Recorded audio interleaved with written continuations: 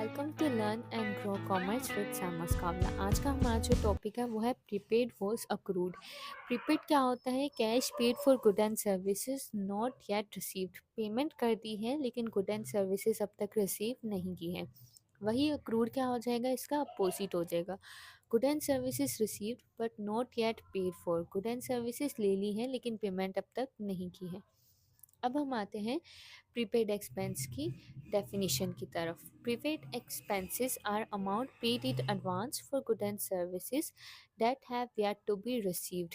Advance में payment कर दी है किसी भी बिजनेस ने किसी प्रोडक्ट और सर्विसेज के लिए, लेकिन अब तक उनको रिसीव नहीं किया है। They are recorded as current assets. इनको हम रिकॉर्ड करते हैं करंट एसेट्स के तौर पर बैलेंस शीट में। अब इसकी कुछ एग्जांपल्स जैसे कि प्रीपेड इंश्योरेंस एक्सपेंस। किसी भी बिजनेस ने 3 मंथ्स का इंश्योरेंस एक्सपेंस पे कर दिया है मिसाल के तौर पर, लेकिन अभी 3 मंथ्स गुजरे नहीं है, तो वो 3 मंथ्स का एडवांस पेमेंट कंपनी के लिए क्या कहलाएगा? एडवांस पेमेंट कहलाएगा। अब आते हैं accrued expenses. Accrued expenses are liabilities that have represent cost incurred but not yet paid.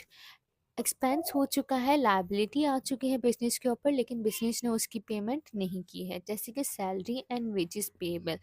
Workers ने काम कर लिया है लेकिन हमने अब तक उनको पेमेंट नहीं दी है। तो उम्मीद है आप लोगों को प्रीपेड और अक्रूड एक्सपेंस में डिफरेंस जो है वो समझ आया होगा। So like share and subscribe.